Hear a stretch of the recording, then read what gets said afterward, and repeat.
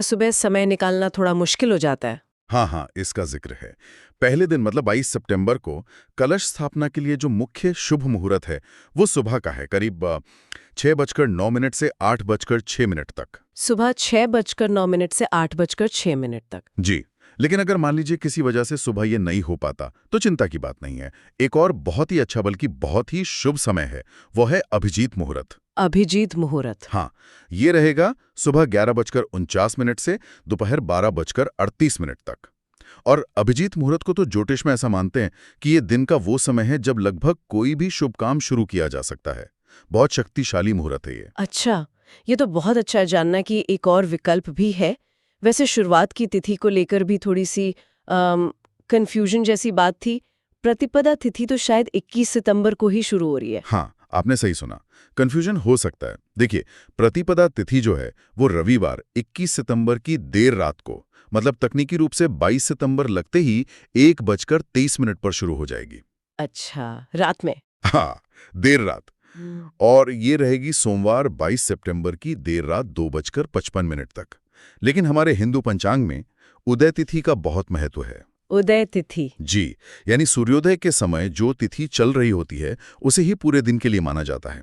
अब क्योंकि प्रतिपदा तिथि का सूर्योदय 22 सितंबर सोमवार को हो रहा है, हाँ, इसलिए नवरात्रि का आरंभ 22 सितंबर सोमवार से ही माना जाएगा। ठीक है, तो ये स्पष्ट हो गया।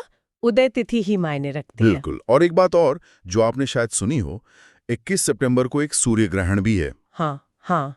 लेकिन जैसा स्रोतों में साफ बताया गया है, वो भारत में दिखाई नहीं देगा।